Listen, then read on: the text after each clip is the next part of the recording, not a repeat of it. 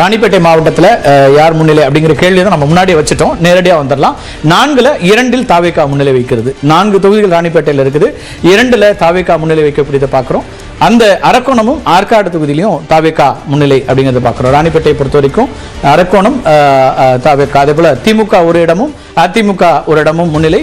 தாவேகா 2 இடங்களில் இருக்கக்கூடியதை பார்க்குறோம். ராணிப்பேட்டையை பொறுத்த வரைக்கும் ராணிப்பேட்டை தொகுதியில் இருக்கக்கூடிய மாவட்டத்தில் இருக்கக்கூடிய 4 தொகுதிகளிலும் ராணிப்பேட்டை பொறுத்த வரைக்கும் எத்தனை சுற்றுகள் இருக்குங்கிறத பார்த்தலாம். அது ஒரு கணக்குக்கு நமக்கு பயனுள்ளதாக இருக்குங்கிறதுனால பார்க்குறேன். ராணிப்பேட்டையுடைய சுற்றுக்களும் கிட்டத்தட்ட ஒரே விதமாக 20 இடங்கள் அப்படிங்கிறதா 20 சுற்றுக்கள் கொண்டதாகத்தான் அது இருந்தது. எனவே அது ஒரு இன்னைக்கு ராணிப்பேட்டை பொறுத்த வரைக்கும் 20 தான் எல்லாமே. ஆற்காடு மட்டும்தான் 21 சுற்றுகள், மற்ற எல்லாமே 20 சுற்றுகள் இருக்கக்கூடியதாக ராணிப்பேட்டை இருக்குது. அதில் 2ல் தாவேகா இருக்கிறத பார்க்குறோம். அடுத்ததாக ராணிப்பேட்டையில் அமைச்சர் காந்தி போட்டுறார். அங்கே மட்டும் அவர் முன்னிலை வைக்கக்கூடிய இடம். காஞ்சிபுரத்தில் தாவேகாவுடைய ஆதிக்கம் அப்படிங்கிறது நம்ம ஏற்கனவே பார்த்தோம். சென்னையை ஒட்டி திருவள்ளூர், காஞ்சிபுரம், இந்த 4 தொகுதிகளிலுமே தாவேகா காஞ்சிபுரத்தில் முன்னிலை வைக்கிறது. காஞ்சிபுரத்தினுடைய 4 தொகுதிகள் காஞ்சிபுரம், ஸ்ரீபெரும்புதூர், உத்திரமேரூர், ஆலந்தூர் கிட்டத்தட்ட சென்னையினுடைய ஒரு தொகுதி. அமைச்சர் போட்டியிடக்கூடிய தொகுதி, தாமோ அன்பரசன் போட்டியிடக்கூடிய தொகுதி. அங்கே தாவேகா முன்னிலை வைக்கக்கூடியதை பார்க்குறோம். காஞ்சிபுரத்தினுடைய 4 தொகுதிகளிலும் தாவேகா முன்னிலை. திமுகவோ அதிமுகவோ அங்கே வரல அப்படிங்கிறது பார்க்குறோம். காஞ்சிபுரம் கிட்டத்தட்ட இந்த கேடிசிசி முழுமையாக தாவேகாவுடைய பக்கம் போகிறது அப்படிங்கிறது தான் இப்போதைய இருக்கக்கூடிய சூழலாகவும் இருக்கணும். ஆர்கே, எஸ், ஒரு விஷயமா இருக்குது. அதாவது எப்படி கேடிசிசி மட்டும் பாக்கி இருக்கிற ஸ்டேட்ல இருந்து, அதாவது என்டையர் ஸ்டேட் வந்து ஒரு விதமாக போயிட்டு இருக்குது. தாவேகாக்கு ஒரு கொஞ்சம் கொடுக்கறது, 2 சீட்டு 3 சீட்டு கொடுக்கறது, ஒவ்வொரு மாவட்டத்திலையும் அப்படி தான் இருக்கிறது. Of course boring Tirunelveli. அப்படி இருக்கும்போது கேடிசிசியில் மட்டும் இந்த அளவுக்கு ஸ்வீப் போட வேண்டிய, இல்லை என்றால் வரக்கூடிய அளவுக்கு வந்து என்னதான் நடந்து போச்சுன்னு பார்த்தீங்கன்னா, என்னை பொறுத்தளவில் இந்த அர்பன் மேனேஜ்மெண்ட்ல தான் நான் வந்து பார்க்கணும். அதில் தான் நான் வந்து ரிப்ளை ரெஸ்பான்ஸ் இல்லை என்றால் நம்ம அதில் தான் ஆன்சர்ஸ் தேடணும் என்று நான் கருதுகிறேன். வேற அதை தாண்டி வேற ஒரு விஷயம் எனக்கு தோணவில்லை. ஏன்னா அந்த அளவுக்கு டெவலப்மெண்ட் நடந்த இடம்னு பார்த்தீங்கன்னா, இந்த மாநிலத்திலேயே அதிகமான டெவலப்மெண்ட் பண்ணது சென்னையில தான், இந்த ஏரியால தான். மாநிலத்திலேயே அதிக இன்வெஸ்ட்மெண்ட் வந்து இந்த இடத்துல தான். மாநிலத்திலே அதிக அளவில் வந்து வேலை வாய்ப்பு இருக்கிற இடம்னு பார்த்தீங்கன்னா கேடிசிசி தான். இவ்வளவு இருக்கும்போது இதையெல்லாம் தாண்டி ஒரு அரசாங்கத்து மேல அதிருப்தி வர வளர்ச்சி 2 மடங்கு இரட்டை இலக்க வளர்ச்சி எல்லாமே இருக்கு. ஆனா இங்க வந்து ஏன் அது வருது அப்படிங்கிற ஒரு கேள்வி, நிச்சயமா அந்த கேள்வி இருக்குது. எஸ் அரவிந்த், எனக்கு ஒரே டேட்டா தான். இது வரைக்கும் எவ்வளவு ஓட்ஸ் கவுண்ட் பண்ணியிருக்காங்க அப்படிங்கிறது ஏதாச்சும் டேட்டா நம்மள்ட்ட இருந்தா அதுவும் நம்ம பார்த்தலாம். நாம உள்ள வரும்போது 1.5 கோடி வாக்குகள் எண்ணப்பட்டிருந்தன. நம்ம இன்னும் கூடுதலாக பார்க்க வேண்டியிருக்குது. நம்ம எவ்வளவு போல்டா ஆல்மோஸ்ட் 1 மணி ஆயிடுச்சுங்க. எஸ், கொஞ்சம் கவுண்டிங் ஸ்லோவா போகுதா? ஏன்னா 50% ஓட்ஸ் கூட கவுண்ட் பண்ணி முடிச்சுட்டாங்களா மணி? எஸ், அப்படின்னா இன்னொரு 3 மணி நேரம் கவுண்டிங் போச்சுன்னா 4-5 மணி வரைக்கும் இந்த ரிசல்ட்ஸ் போகுமோன்னு தோணுது. பட் தாவேகா சிங்கிள் லார்ஜஸ்ட் பார்ட்டிங்கிறதுல எனக்கு எந்த மாற்றமும் இல்லை. அதுதான் இருக்கிறதாகவும் இருக்கிறது. ஆல்மோஸ்ட் 15 சீட்ஸ்ல தான் வந்து மார்ஜின் வந்து 1000க்குள்ளார இருக்கு. ஓகே, அந்த 15 சீட்ஸ் முன்ன பின்ன போனா கூட தாவேகா சிங்கிள் லார்ஜஸ்ட் பார்ட்டியா அதுல ஒரு மாற்றம் இருப்பதாக தெரியல. கம்ஃபர்டபிள் கவர்மெண்ட் ஃபார்ம் பண்ண முடியுமா அப்படிங்கறதா அதுல இன்னொரு எண்ணிக்கையும் இருக்குது. 13 இடங்கள்ல அவங்க வந்து 2வது இடத்துல இருக்காங்க, ரொம்ப குறைந்த வாக்கு வித்தியாசத்துல. அது அவங்களுக்கு கூடுதலாக வரவும் வாய்ப்பு இருக்கு. அதான் தாவேகாவுக்கு கூடவும் வாய்ப்பு இருக்கு. அதான் எப்படி வேணா போகும். அதனால தான் சொல்றேன், கொஞ்சம் கவுண்டிங் ஸ்லோவா போற மாதிரி எனக்கு தோணுதுங்க. ஏன்னா 1 மணி ஆயிருச்சு. ஒன்று. 2வது, இப்ப இருக்கக்கூடிய நம்பர்ஸ் படி பார்த்தோம்னா 108, 65, 61, 65, 60, 109 நினைக்கிறேன். எஸ், அப்படிதான் இருக்குன்னு நினைக்கிறேன். ஸோ ஆல்மோஸ்ட் ஒரு இன்னும் 8 சீட்ஸ், அது 7 சீட்ஸ் தேவைப்படுது தாவேகாக்கு. திண்டுக்கல் மாவட்டத்திலலாம் 7 சுற்றுகள் இன்னும் முடிக்கப்பட்டிருக்கிறது. திண்டுக்கல் மாதிரியான மாவட்டங்கள். ராணிப்பேட்டையில 13 சுற்றுகள் போயிடுச்சு. அதனால மாவட்டம் தோறும் மாற்றங்கள் இருக்கக்கூடியதை பார்க்குறோம். தாம்பரம்லாம் வந்து இன்னும் வேகமா எண்ணப்படுறதா பார்க்குறோம். தாம்பரம் வந்து கூடுதலாக கிட்டத்தட்ட 21 சுற்றுக்கள்லாம் போயிருக்குது. பூந்தமல்லியில 12வது சுற்று.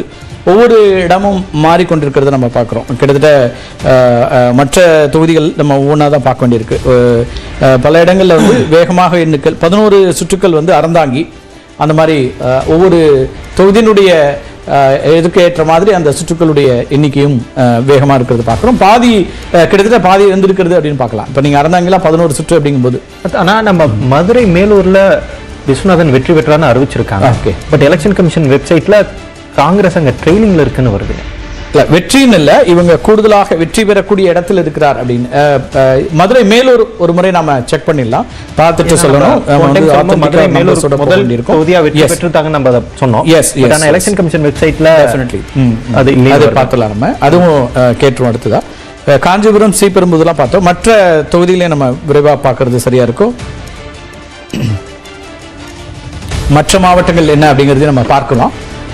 செங்கல்பட்டும் அதே போல வரலாம். இப்போ நீங்க வந்து வாக்கு சதவீதமாக கேட்டீங்களா, கிட்டத்தட்ட 60% தொகுதிகளில் 10லேருந்து 11 சுற்றுக்கள் அப்படிங்கிறது ஆவரேஜா எண்ணப்பட்டிருக்கிறதுன்னு பார்க்குறோம். இன்னும் எண்ணிக்கையாக 50% வாக்குகள் இன்னும் எண்ணப்பட வேண்டியிருக்குன்றது பார்க்குறோம். இது வந்து ஒரு அப்ராக்சிமேட் நம்பர்ஸ். நம்ம அரசியல்வாதிகளுக்கு எப்படியோ தெரியலீங்க, பத்திரிகையாளர்களுக்கு இன்று மாலை வரைக்கும் இந்த வேலை இருக்கிற மாதிரி தான் எனக்கு தோணுது. ஏன்னா செங்கல்பட்டு மாவட்டத்தில் மதுராந்தகம், செய்யூர் தொகுதிகளில் திருவள்ளூர் மாவட்டத்துக்கு போயிட்டாங்க. அடுத்ததா உடனே போயிட்டா புல்லட் ஸ்பீட்ல போறோம், இல்லைன்னா ரொம்ப இதாகிடும். திருவள்ளூர் மாவட்டத்தில் இருக்கக்கூடிய 7 தொகுதிகளில் 5ல் தாவேகா முன்னிலை. செங்கல்பட்டு, சோழிங்கநல்லூர் இவ்வளவு வேகமாக போனாலும் கொஞ்சம் கஷ்டம்தான்.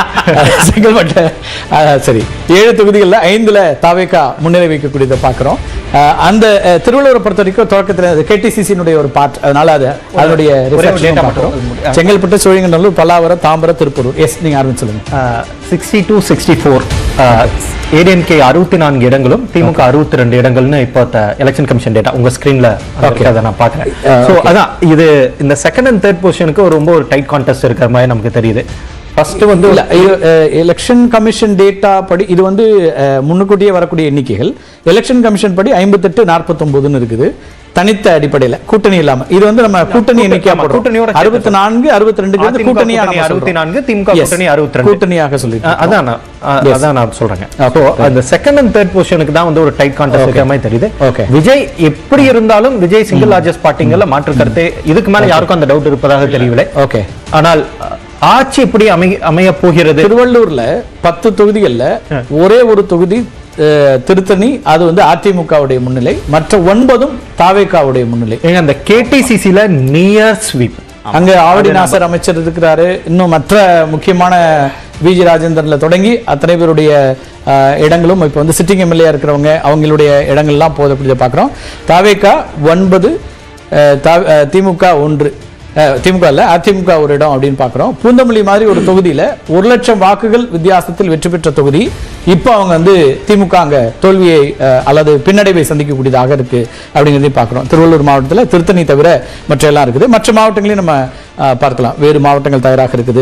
மேற்கு மாவட்டமோ அல்லது மற்ற மாவட்டங்களையோ தயாராக இருக்கும்போது சொல்லுங்க, அதுவும் பேசலாம். வேலூர் பார்த்தலாம். வேலூர் இன்னொரு வடக்கு மண்டலத்தினுடைய முக்கியமாக இருக்கக்கூடியதை பார்க்குறோம். அங்க 5 தொகுதிகளில் 2ல் தாவேகா முன்னிலை. வேலூர் மாவட்டத்தில் இருக்கக்கூடிய 5 தொகுதிகளில் 2ல் தாவேகா முன்னிலை அப்படிங்கிறத பார்க்குறோம். குடியாத்தம், கேவிக்குப்பம். கேவிக்குப்பம் கூட்டணிக்காக அதிமுக சிம்பிள் தான் அங்க நிற்கிறாங்க. குடியாத்தம் எஸ், குடியாத்தத்தில் தேமுதிக, அங்க அதிமுக கூட்டணி முன்னிலை.